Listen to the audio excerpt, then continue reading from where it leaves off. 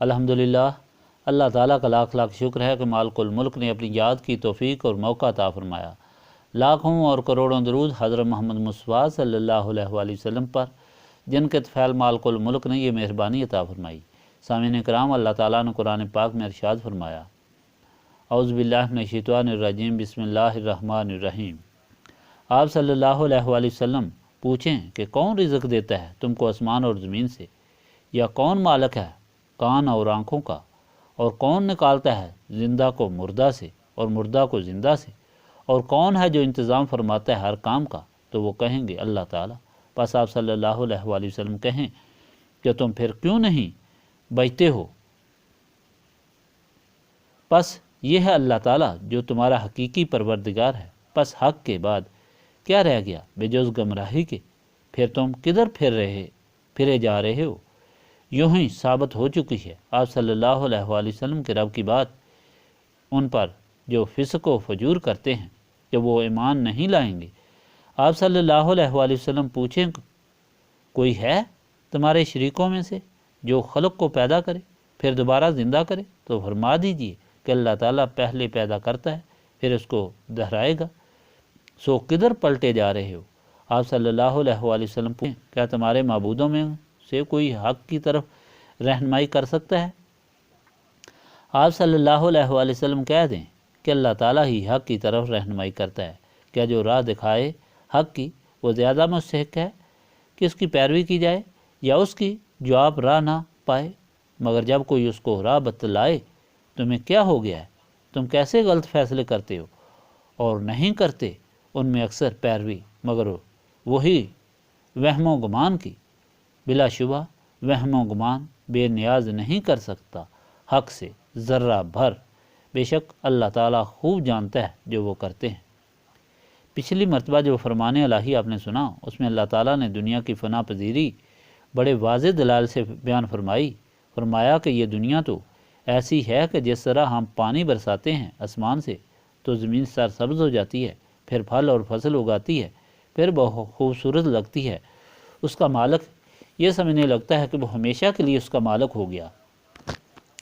اور اس طرح وہ خالق حقیقی کو بھول کر اس میں مستغرق ہو جاتا ہے، جس پر اللہ تعالیٰ کی ناراضگی آتی ہے، اور اللہ تعالیٰ اس طرح ملیا میٹ اور بے نشان کر دیتا ہے کہ گویا اس کا وجود ہی نہ تھا۔ اللہ تعالیٰ فنا پذیر دنیا سے اپنی مخلوق کو دار السلام یعنی جنت کی طرف بلاتا ہے، جس میں ہمیشہ خوشی اور سلامتی ہے، اور قیامت کے دن بھی کوئی شرمندگی نہ ہوگی۔ جو لوگ اللہ تعالیٰ کو بھول کر اسی فنا پذیر دنیا میں غرق ہوتے ہیں، وہ قیامت کے دن روسیہ ہو کر شرمندہ ہوں گے اور ہمیشہ جہنم میں رہیں گے۔ اللہ تعالیٰ فرماتا ہے کہ دونوں قسم کے لوگوں کو یوم محشر جمع کیا جائے گا۔ وہ لوگ جو اللہ تعالیٰ کو بھول کر بتوں کی پرستش میں لگے رہے تو قیامت کے دن وہ ان کو کہیں گے کہ ہم کو خبر ہی نہیں کہ تم ہماری پرستش کرتے تھے۔ تو معاملہ اس اللہ تعالیٰ کے سامنے پیش ہوگا جو سب کچھ جانتا ہے، اور انسان دیکھے گا کہ اللہ تعالیٰ کے بغیر کوئی سہارا اور آسرا نہیں ہوگا۔ آج کے فرمان الہی میں اللہ تعالیٰ یہ ہدایت واضح طور پر بیان فرما رہا ہے کہ مالک و خالق اللہ تعالیٰ ہے، اور اس کے بغیر نہ کوئی پیدا کر سکتا ہے، نہ مار سکتا ہے، نہ مارنے کے بعد زندہ کر سکتا ہے۔ دنیا میں دیکھو کس طرح اس کی تخلیق ہو رہی ہے، نیس سے حیث میں وہی کرتا ہے، کوئی چیز نہیں ہوتی وہ اسے پیدا کرتا ہے، جدھر دیکھو اس کی تخلیق کا ثبوت ظاہر ہوتا ہے، اور اس کے بغیر ایک تنکا نہ کوئی پیدا کر سکتا ہے نہ حاصل کر سکتا ہے، اور وہی اللہ تعالیٰ ہے جس نے سمجھنے کے لیے عقل عطا فرمائی، اور وہ اللہ تعالیٰ ہی ہے جس نے ہدایت کا بندوبست فرمایا رسولوں اور کتب سماوی کے ذریعے۔ اس کے بغیر نہ کوئی پیدا کر سکتا ہے نہ ہدایت دے سکتا ہے۔ تو اللہ تعالیٰ فرماتا ہے کہ آپ غور کرو اور جواب دو کہ جب تم دیکھ رہے ہو اور یقین بھی کرتے ہو کہ اللہ تعالیٰ ہی خالق و مالک اور ہادی ہے، اور ہر قسم کی اپنی مخلوق کی ضرورت پوری کرتا ہے، تو پھر تم اس اللہ تعالیٰ کو چھوڑ کر ایسے بتوں کو پوجتے خود تمہارے تراشیدہ ہیں جو ایک مکھی بھی اپنے اوپر سے نہیں اڑا سکتے۔ کیوں اس قدر غفلت، اس قدر عقل